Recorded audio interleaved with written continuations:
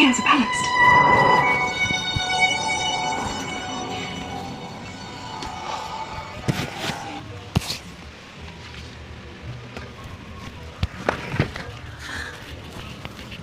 Good day, fam. Aska V is here.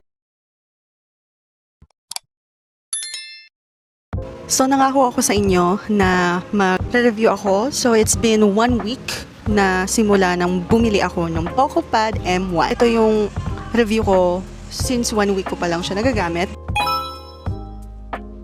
I can tell na I think nag-a-adjust pa yung PocoPad M1. I don't know if hindi talaga siya makasabay dahil nga 4K quality yung mga videos ko dahil ang gamit ko ay DJI Osmo Pocket 3. Just to clarify, again, I'm not technically sure kung hindi siya talaga sumasabay sa Agus ko. Sa pag-e-edit, ganyan. Kasi every time nag-e-edit ako, may glitch siya. Nag-glitch talaga siya. At naglalag siya every time nag-e-edit ako ng 4K quality. So, nagiging 1080 to 2K ang quality ng videos ko instead of 4K, but that's alright.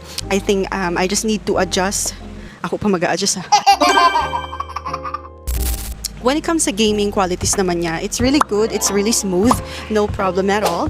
Maayos naman siyang gumalaw at napaka-smooth niya, walang lag. Maliban na lang kung may internet connection glitches kayo, hindi na problema ng PocoPad yun. Pagdating naman sa editing, slightly good. Pagdating naman sa mga gamings, is super good talaga siya. Pagdating naman sa quality, don't expect too much when it comes sa quality ng camera. Hindi siya ganun kalinaw at hindi siya pang vlogging device, okay? So, dito naman sa PocoPad M1, yung camera niya, it's good to have like a quick picture, ganun-ganon. Tapos pag nag-video kayo, medyo laggy siya. Pero hindi siya yung as in yung camera phone natin like iPhone 13 Pro Max, yung mga iPhone camera natin na sobrang linaw and smooth na mga galawan. So, don't expect too much pagdating sa camera ng PocoPad M1. But for me, it's really good. For me, hindi ko naman talaga masyado nagagamit yung camera ng PocoPad M1 or any of my laptop's camera naman. Pero it's better to have a fine camera when it comes to emergency purposes or any places na just in case na hindi mo magamit yung phone mo for camera siya.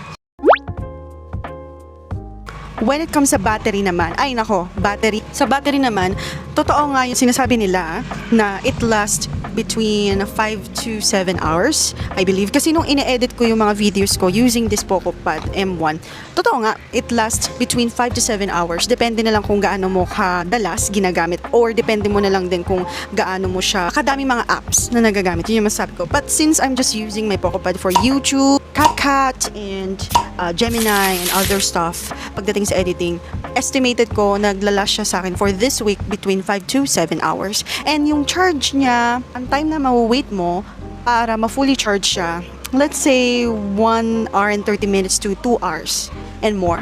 So, matagal lang siya mag-charge. In my own advice, wag niyong aabutin na mag-red yung battery life niya para at least hindi magkaroon ng issue moving forward. So, yun ang masasabi ko pagdating sa battery life niya. It's really good talaga. Sobrang tagal niya talaga malobat at good siya for road trip, rides, coffee events or anything. Kung meron kayong meeting ng mga beshi mo or may mga outing kayo ng beshi mo tapos need mo talaga mag-work, I can suggest you to use PocoPad M1. Next, pagdating naman sa sound feature niya, napakalakas. May 300% volume siya. Pero pag magre-record kayo, disclaimer lang, pag magre-record kayo ng voice nyo, hindi ganun kaganda. I suggest mag-earphone kayo para yung quality ng earphone nyo, maganda talaga yung quality ng earphone nyo. Ganun. Doon kayo magsasalita sa earphone nyo na connected doon sa PocoPad M1.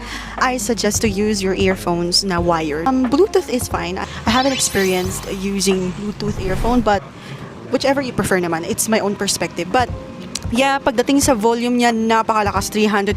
Abot sa kabilang kwarto pa habang nag-edit ako.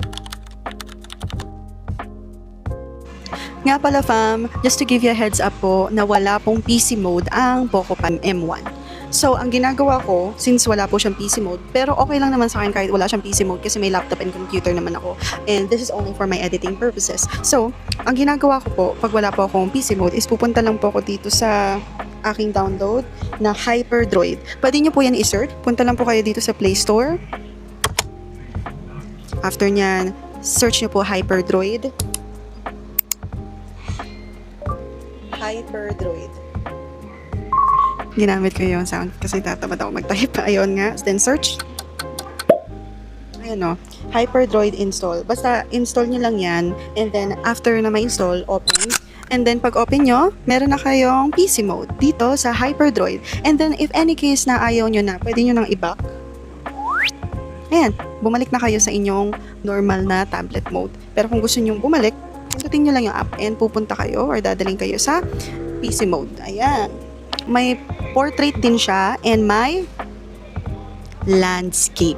Kung i-check natin yung files, ayan, parang nagsisync in yung mga memories nyo doon sa tablet mode dito sa Hyperdroid, which is yung PC mode. So, ito yung internal storage nyo. Kung may music kayo, wala pa naman ang music, lahat yan magsisync in at lalabas dito. Try natin sa camera. Ayan, pinindot ko yung camera. And dito sa video, katulad nito, si SpongeBob. Dinownload ko siya sa TikTok using tablet mode and nag-sync in siya dito sa PC mode. Later. 4 to 6 weeks later. Try nga natin mag-search ng YouTube dito sa Hyperdroid using Google Chrome. Ayan.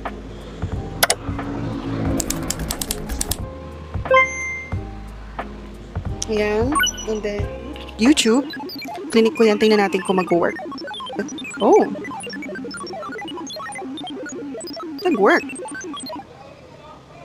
Okay. Gumagana siya. Just to tell you honestly, fam, hindi pa ako expert pagdating sa Hyperdroid. Nag-search lang din ako sa TikTok kasi parang gusto ko din talaga siyang gawing PC mode pero hindi nga din siya magawa-gawang PC mode. Search ko din na pwede din siya makonect sa monitor. Kailangan lang natin ng HDMI and converter. Mag-order pa ako siguro mga next week kasi hindi ko pa naman talaga siya kailangan since may PC ako and may laptop ako. Again, hindi pa ako expert pero if want nyo to take the risk, pwede din kayo mag-search ng guidelines sa TikTok or kay Google. Just to be safe.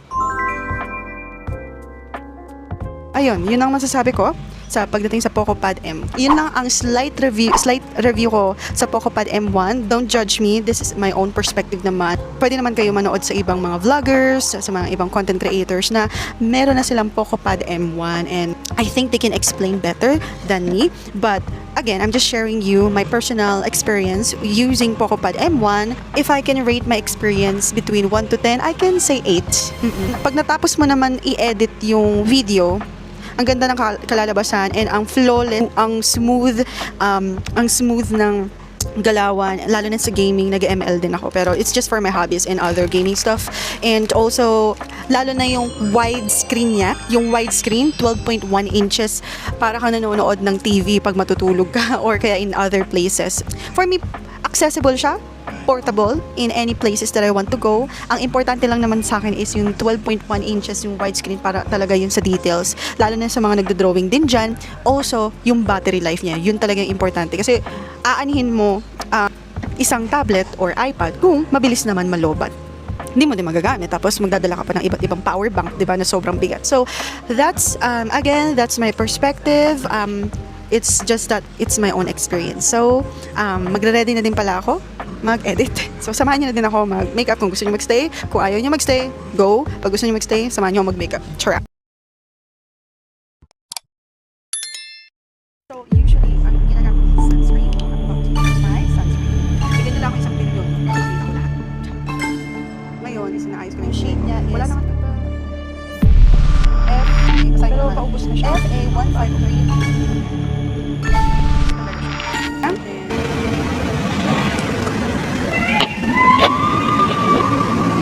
Tinted lip balms.